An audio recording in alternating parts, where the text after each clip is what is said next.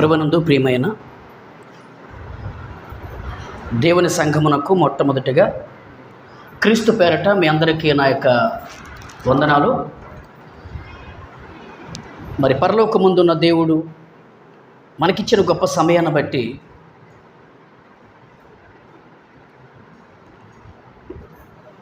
మరి సుమారుగా 2 వారాల బట్టి దేవుని సంఘము అనగా హస్తకృతములైన ఆలయమా అనే విషయంపైనే మనం వాక్యాన్ని ఆధారంగా మనం వింటున్నాం, నేర్చుకుంటున్నాం. అవునా? ఏమండి?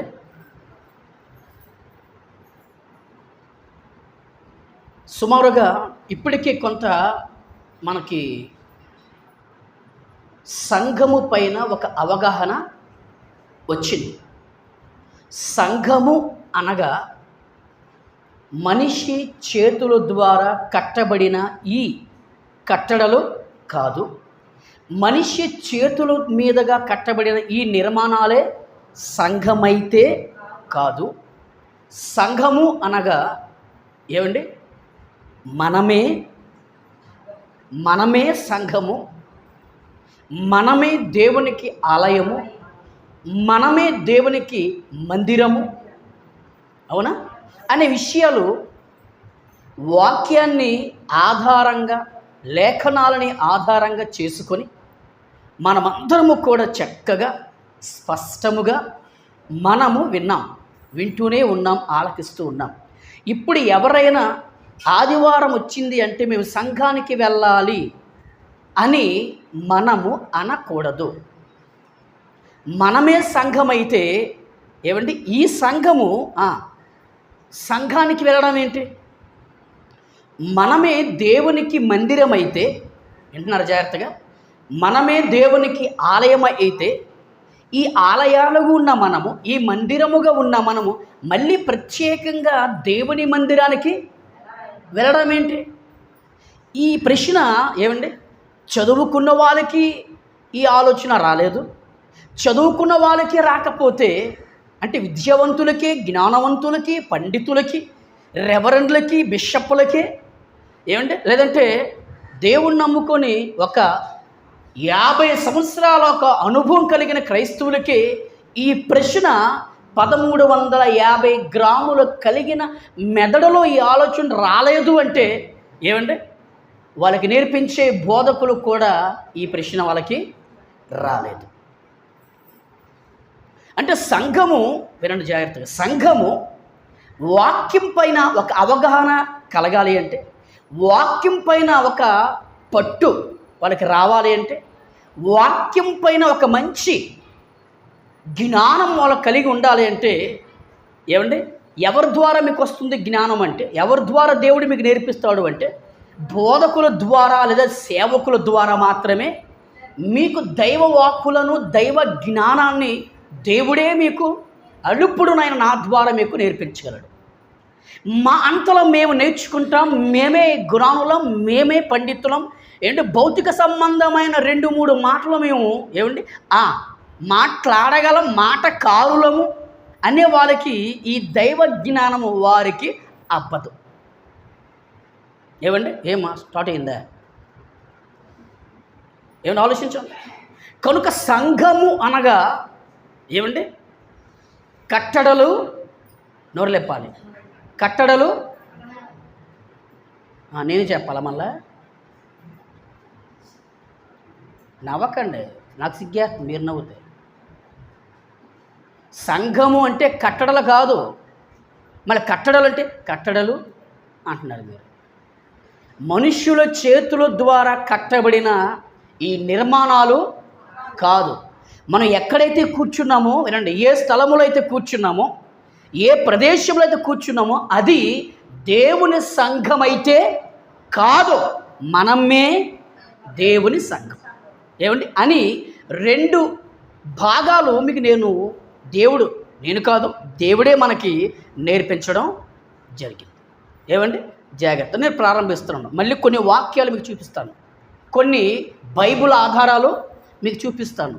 ఎటువంటి బోధకులు మీరు అడిగినా, ఎటువంటి సంఘం అడిగినా, లేదంటే ఎటువంటి విశ్వాసులకైనా మీరు చెప్పగలిగే జ్ఞానం దేవుడు మీకు ఇస్తాడు. మీరు చెప్పాలి. మనమే సంఘం, మళ్ళీ ఈ సంఘము గుండా మనం మళ్ళీ సంఘానికి వెళ్ళడం ఏంటి అని ప్రశ్న అయ్యాలి మీరు. ఏమండి, ముద్దపప్పుల్లో ఉండిపోతే కుదరదు.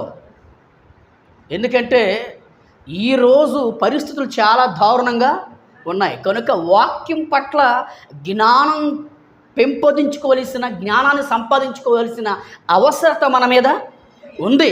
డబ్బు సంపాదిస్తావా? ఆస్తులు సంపాదించడానికో లేకపోతే అంతస్తులు సంపాదించడానికో దేవుడి లోకములో నిన్ను నన్ను పుట్టించలేదు. క్రీస్తునందు మనం పుట్టాము అంటే ఎందుకు తెలుసా? దైవ జ్ఞానాన్ని సంపాదించుకోవడం కోసమే. ఏమంటే ఆ దైవ జ్ఞానము మీరు పట్టుకున్న పరిశుద్ధ గ్రంథంలో ఉంది. ఏమండి, కనుక చూద్దాం, బైబిల్ చూద్దాం. ఫిలిప్పీలకు రాసిన పత్రిక, జాగ్రత్త వినండి, మనసు పెట్టండి. ఫిలిప్పీలకు రాసిన పత్రిక 1వ అధ్యాయము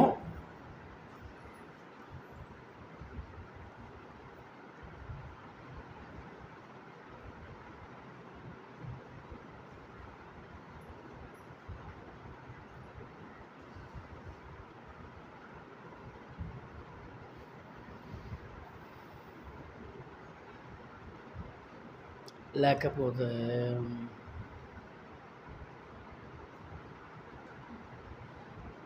రోమీయులకు రాసిన పత్రిక చూద్దాం. ముందు రోమీయులకు రాసిన పత్రిక 16వ అధ్యాయం చూడండి.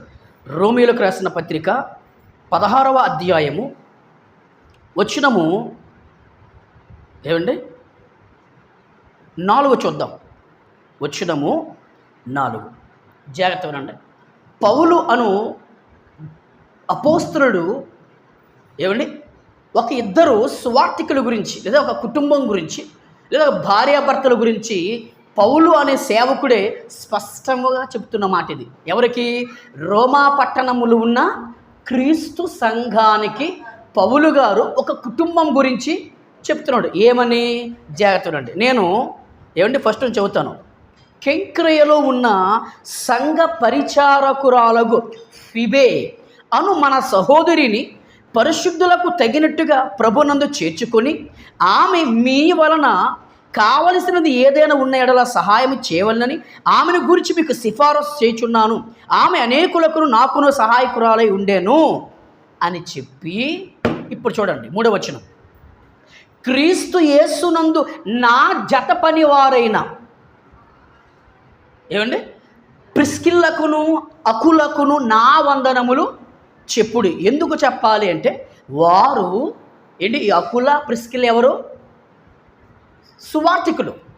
ఏమండి ఆ సువార్థికులు ఉన్న వారు, అంటే భార్యాభర్తలు ఉన్న వారు నా ప్రాణము కొరకు తన ప్రాణములు ఇచ్చుటకు తెగించిరి అన్నాడు పౌలు. అంటే అర్థం ఏంటి? ఒక ఏమండి మంచి సేవకుడు గురించి, లేదంటే మంచి సేవ చేస్తున్న అపోస్తలుడైన పౌలు పరిచర్యలో మంచిగా బలంగా వాడబడుతున్న ఆ విషయాన్ని ఈ భార్యాభర్తలకు తెలిసింది. వీరు కూడా సువార్తలో పాలు పంపులు పొందుకునేవారే, పౌలు గారితో జతపరచబడిన వారే, అంటే జత పనివారే.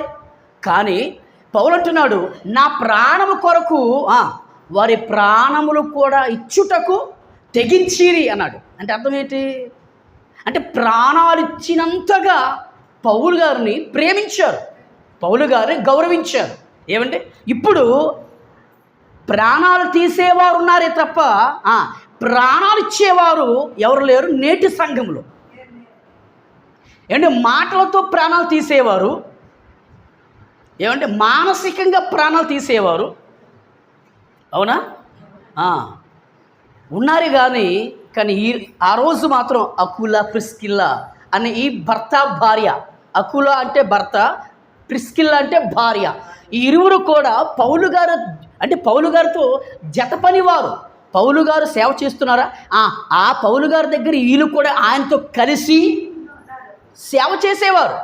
అటువంటి వారు వాళ్ళ లక్షణం ఏంటంటే, పౌలు గారి కోసం వారి ప్రాణాలైనా అంటే ఇవ్వడానికి తెగించారు. అంత గొప్ప క్రైస్తవులు వీరు.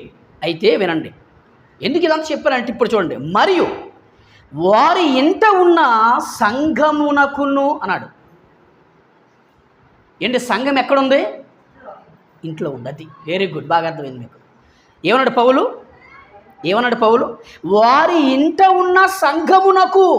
అంటే సంఘము ఉందంటే మరి అకుల ప్రిస్కిల్ ఎవరు గట్టి చెప్పండి. ఈ అకుల ప్రిస్కిల్ల ఇంటిలో సంఘం ఉంది అంటే మరి ఆ సంఘానికి వీళ్ళు ఏమవుతారు? సేవకులు కాదా? మరి పౌలు అదే చెప్తున్నాడు. ఏమండి సంఘం ఎక్కడుంది? అకుల ప్రిస్కిల్ల.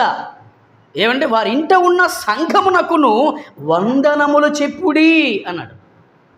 అంటే ఒకవేళ మనం అనుకున్నట్టుగా సంఘము, వినండి, సంఘము ఈ గోడలతో కట్టింది అనుకుంటే, సంఘం అంటే నిర్మాణాలే అనుకుంటే, సంఘము అంటే ఈ మట్టి గోడలే అనుకుంటే, లేదా సంఘము అంటే సిమెంట్ గోడలే అనుకుంటే, ఏమండి ఆ సిమెంట్ గోడలు ఏమండి సంఘమే అనుకుంటే, ఇక్కడ బైబిల్లో ఏముంది? సంఘము, ఇంటనున్న సంఘం అన్నాడు. అంటే ఇల్లే సంఘము కాదు. ఏమండి ఇల్లే సంఘము కాదు, ఇంటిలో ఉంది సంఘం. దేవుని సంఘం ఎక్కడుందంటే ఇంటిలో ఉంది. ఒక సువార్థికుడి ఇంటిలో ఉంది. ఏమండి ఆ ఇంటిలోనే వారి ఆరాధన జరుగుతుంది. ఏంటి ప్రార్థన కూడికలు జరుగుతున్నాయి, స్త్రీల కూడికలు జరుగుతున్నాయి, యవనస్తుల కూడికలు జరుగుతున్నాయి. ఏమండి మీకు అర్థమైంది ఇప్పుడు? కానీ మన బోధకులు ఏం చేశారంటే దీనినే చూపించారు సంఘముగా.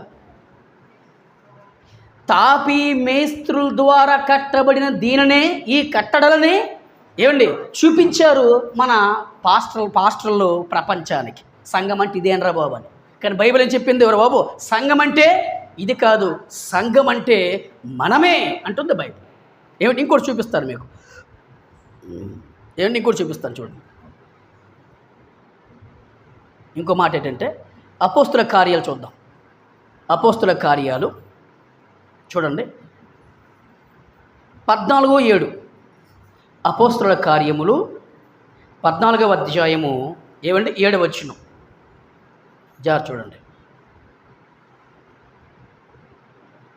14:27 14:27 వచనమండి చూడండి.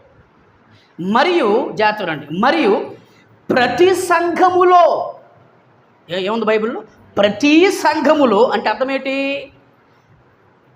ఏ ఊరిలో ఎన్ని సంఘాలు ఉన్నాయో, ఇది పోరాములు క్రీస్తు సంఘం, గరుగుబిల్లిలో క్రీస్తు సంఘం ఉదాహరణకి, అంటే పలానా ఊరిలో క్రీస్తు సంఘం, అలాగా ఏమంటే మరియు ప్రతి సంఘములో వారికి పెద్దలను ఏర్పరిచి.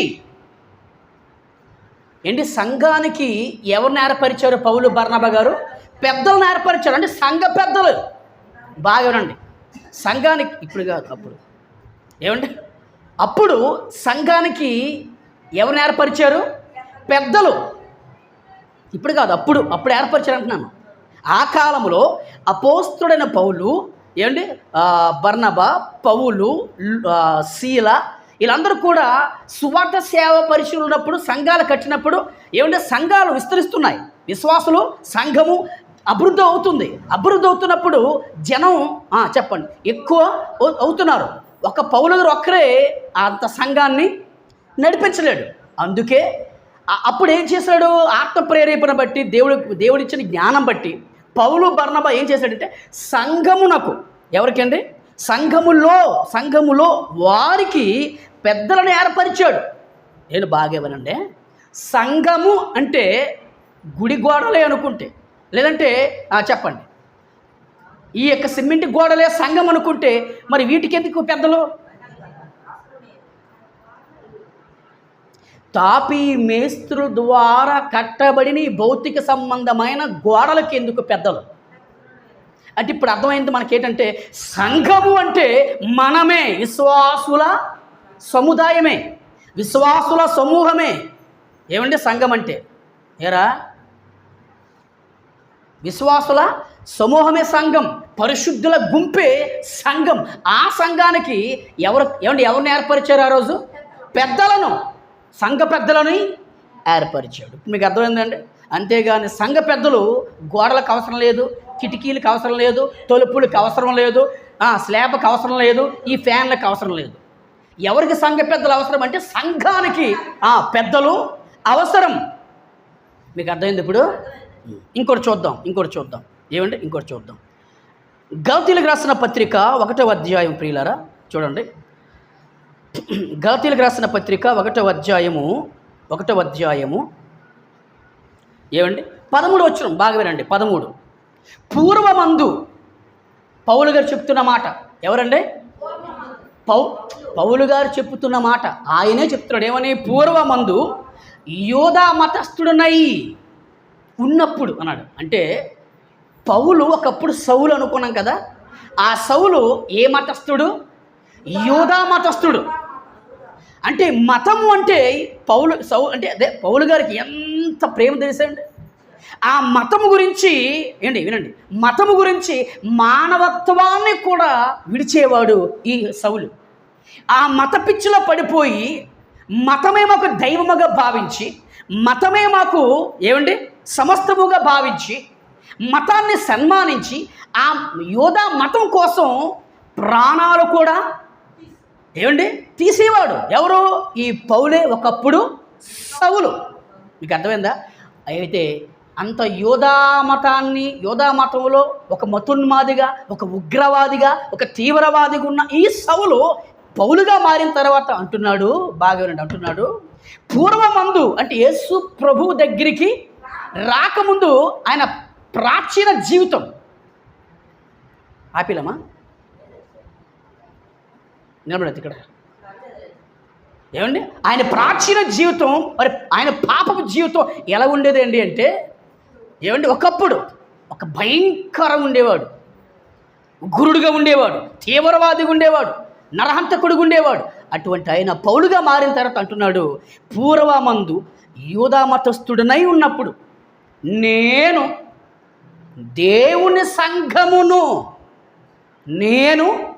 దేవుని సంఘమును అపరిమితముగా హింసించి నాశనము చేయుచు అన్నాడు. సంఘము అనుకుంటే కిటికీలు గోడలు అనుకుంటే, ఆ గోడలు కిటికీలని ఆయన ఎందుకు హింసిస్తాడండి? ఆయన పాడు చేస్తాడు. ఆయనకి పని పోవట్లేదు ఏంటి? చక్కగా కట్టి ఉన్న ఇంటిని ఎందుకు ఆయన ఎందుకు కూలదీస్తాడు? చెప్పండి మీరు. అవునా? అయితే ఇప్పుడు సంఘము అంటే ఇక్కడ బైబిల్లో క్లియర్గా ఉంది కదా, దేవుని సంఘము అన్న బైబిల్లో ఉంది. దేవుని సంఘము అంటే ఈ మళ్ళీ చెప్తుండే కట్టడలు కాదు, అసలు ఈ నిర్మాణాలే కాదు. సంఘము అంటే విశ్వాసుల సమూహమే, పరిశుద్ధుల గుంపే, అంటే మనమే సంఘం. అంటే ఇంకా బాగా చెప్తారు, ఎవరైతే యేసే ప్రభువని ఒప్పుకొని, నోటితో ఒప్పుకొని, వారి పాపములు ఒప్పుకొని, అయ్యా మాకు రక్షణ కావాలని బాప్తిజం తీసుకొని ప్రభు దగ్గరికి వస్తారో ఆ వచ్చిన వారినండి సంఘం. అంతేనండి. అంతేగాని ఈ ఫ్యానులు, లేకపోతే లైట్లు, లేకపోతే వైర్లు, లేకపోతే అయితే ఈ కిటికీలు కాదు సంఘం అంటే. అదే మీకు చూపించాను. పూర్వకాలమందు యోధా మతస్థుడనై ఉన్నప్పుడు నేను దేవుని సంఘమును అపరిమితముగా హింసించి నాశనము చేయొచ్చు అన్నాడు. అంటే దేవుని సంఘాన్ని పౌలు గారు ఏం చేశాడండి? హింసించాడు, నాశనము చేశాడు. ఎవరిని? దేవుని సంఘాన్ని. ఇప్పుడు మనం ఎవరి సంఘం గట్టి చెప్పండి? దేవుని సంఘం, ప్రభువు సంఘం, క్రీస్తు సంఘం. ఫిక్స్ అంతే. ఎవడు కాదన్నా అవునన్నా వాక్యము లేదా లేఖనం మనకు సెలవిచ్చింది కనుక మన కోసం క్రీస్తే తన జీవితాన్ని పరంగా పెట్టాడు. మనలను సంపాదించడానికి తన స్వరక్తం ఇచ్చి మనలను కొన్నాడు. క్రయధనముగా నిన్ను నన్ను వెల ఇచ్చి, ధర ఇచ్చి కొన్నాడు. కొనబడిన సంఘం. అందుకే పెట్టండి పేరు క్రీస్తు సంఘం. నిజమే. సంఘం అంటే ఇదండి. దేవుని సంఘాన్ని పౌలు ఏం చేశాడండి? అపరిమితముగా హింసించాడు. మామూలు కాదండి, అపరిమితంగా హింసించాడు ఆయన. బాగా చూడండి, ముగిస్తాను ఇంకా. ఎఫెసీయులకు రాసిన పత్రిక చూడండి. ఎఫెసీయులకు రాసిన పత్రిక 5వ అధ్యాయము ఎఫెసీయులకు రాసిన పత్రిక 5వ అధ్యాయము వచనము 8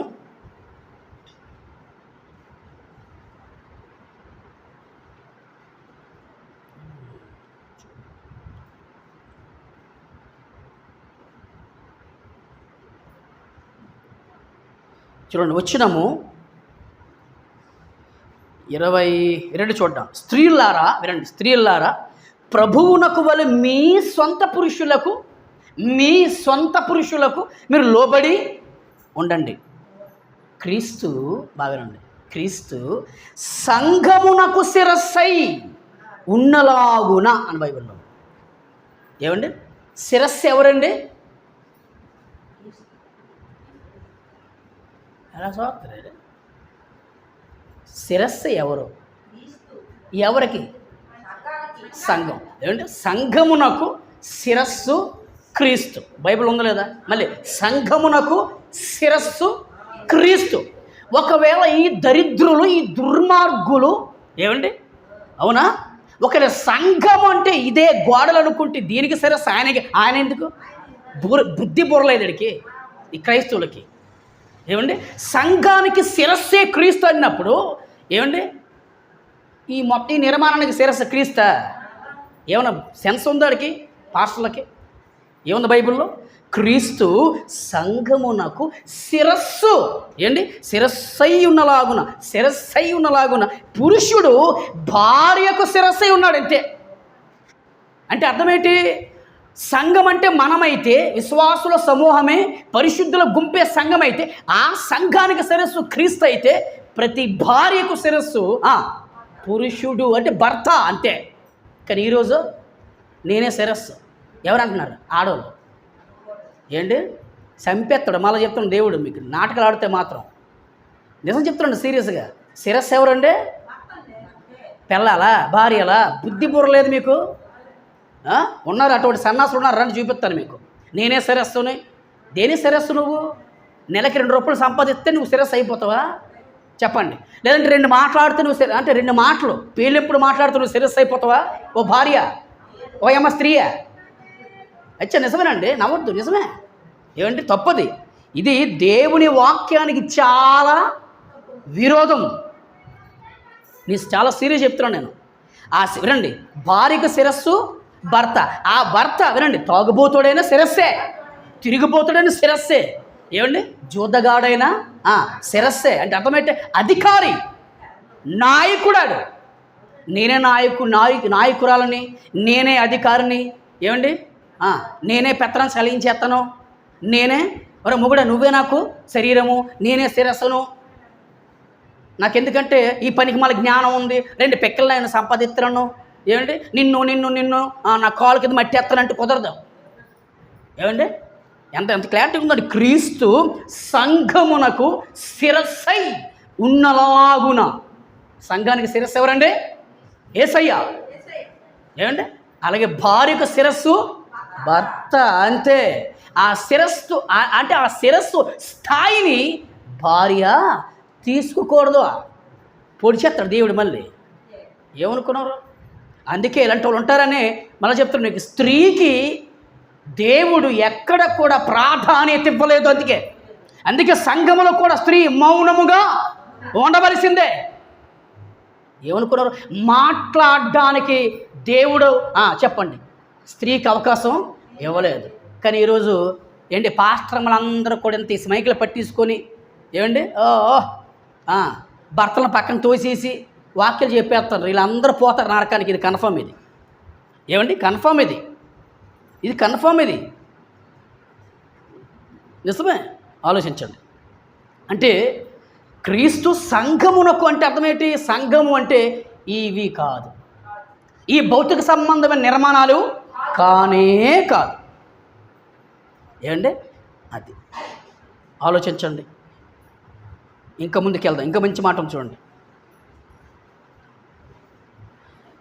5:25 ఎఫెసీయులకు రాసిన పత్రిక 5వ అధ్యాయం 25వ వచనంలో వినండి బాగా. పురుషులారా మీరును మీ భార్యలను ప్రేమించుడి. ఇక్కడ పెళ్లి జరిగింది మనకి. అదే మాట చెప్పాను మీకు. పురుషులారా మీరును మీ భార్యలను ప్రేమించుడి. అటువలే క్రీస్తువు కూడా, ఎవరమ్మా? క్రీస్తువు కూడా సంఘమును ప్రేమించి. అది ఎవరిని ప్రేమించాడు యేసు ప్రభు? గట్టిగా కాదండి, సంఘం అంటే కిటికీలు, సంఘం అంటే ఏంటి కబోట్లు, సంఘం అంటే గోడలు, సంఘం అంటే ఫ్యాన్లు, దాన్నే యేసుప్రభు ప్రేమించి బుద్ధి లేదు అసలు. దీన్ని ప్రేమిస్తాడు దేవుడు? వీటితో సంబంధం ఏంటండి దేవునికి? వీటి కోసం ప్రాణం ఇచ్చాడా? సంఘం అంటే మనమే. ఎవరిని ప్రేమించాడు ప్రభు అంటే మనలనే ప్రేమించాడు. వినండి, ముగిస్తాను. యేసు ప్రభు వారు మనలనే ప్రేమించాడు, మన కోసమే తన ప్రాణాన్ని ఇచ్చేశాడు. కనుక కనుక సంఘము అంటే మనమే, విశ్వాసుల సమూహమే సంఘం. ఆ సంఘము గున్న మనలను యేసు ప్రభు ప్రేమించాడు. మీకు అర్థమైందండి? లాస్ట్ డిఫరెన్స్ ఇచ్చి ముగించేస్తాను, ప్రార్థిస్తాను మీకు. చూడండి, కొలస్సీలకు రాసిన పత్రిక అంటే ఇవన్నీ మీకు బైబిల్ ఆధారాలు. కొలస్సీలకు రాసిన పత్రిక 1వ అధ్యాయము 18. సంఘము వస్తున్నాయి మాటలు. సంఘము అను శరీరమునకు ఆయనే శిరస్సు. సంఘము అంటే ఇక్కడ ఏమని అర్థం వచ్చింది? గట్టిగా, సంఘము అంటే ఏమని అర్థం వచ్చింది? గట్టిగా, సంఘము అను శరీరమునకు. సంఘము అను బిల్డింగ్లకి, సంఘము అను రేక్ షెడ్లకి, సంఘము అను పెంకుటిళ్ళకి, సంఘము అని అపార్ట్మెంట్లకి, సంఘము అను స్లాబ్ ఇంట్లకి ఆయనే శిరస్సు. ఆయనే శిరస్సు. అంతేనా? చెప్పమ్మా. ఎవరికి శిరస్సు? సంఘానికి శిరస్సు. అంటే సంఘాన్ని దేవుడు దేంతో పోల్చాడు? శరీరముతో పోల్చాడు. సంఘము అంటే చెప్పండి, మర్చిపోకండి, ఈ భౌతిక సంబంధమైన ఆలయం, భౌతిక సంబంధమైన నిర్మాణాలే కాదు. శరీరము అంటే మనకు శిరస్సు నా ప్రభు. అది అంటే సంఘాన్ని దేంతో పోల్చాడు? తన శరీరముతో పోల్చుకున్నాడు. అయితే ఇప్పుడు భర్త శిరస్సు అయితే, గట్టి చెప్పండి, భార్య ఏమవుతుంది? భర్త శిరస్సు అయితే భార్య ఏమవుతుంది? శరీరము. బుర్రలు పెట్టండారా మీరు. సంఘము అను శరీరమునకు ఆయనే శిరస్సు. మరి ఇంకేంటి? భార్య అను శరీరమునకు భర్తే శిరస్సు. ఇంకేంటి మరి? అంటే భార్య ఎవరమ్మా? శరీరం. లేదు నేను శిరస్సురా. ఒరే నువ్వు శరీరం అంటే మాత్రం నలిపేస్తాడు దేవుడు. మీ తెలియదు దేవుని సంగతి. నేను తాగుబోతుడినైనా, జూదగాడినైనా, వ్యభిచారాన్ని ప్రక్కన పెట్టి అది అనవసరం. కానీ నన్ను దేవుడు ఎలా ఎంపిక చేశాడు? శిరస్సుగా ఎంపిక చేశాడు. ఒక నాయకుడిగా, అధికారిగా, భార్యకు పెద్దగా, భర్తగా నన్ను దేవుడు ఎంపిక చేశాడు, ఎన్నుకున్నాడు. శిరస్సు నేను, శరీరము నా భార్య. శిరస్సు యేసు ప్రభు, శరీరము సంఘం. శరీరం అంటే సంఘమే, సంఘం అంటే శరీరమే. సంఘం అంటే చెప్పండి, కిటికీలు, తలుపులు, టేబుళ్ళు, కుర్చీలు కాదు. ఇప్పుడు అర్థమైందా? చాలు, ఇంక సంఘం గురించి మీకు చాలు, సరిపోద్ది మీకు. ఇప్పుడు చెప్పండి, సంఘం అంటే ఎవరు? మనమే. మనమే సంఘం అంటే. సంఘం అంటే హస్తకృతములైన ఆలయం అయితే కాదు కాదు కాదు కాదు. సంఘం అంటే మనమే. రైట్, ప్రార్థన చేసుకుందాం.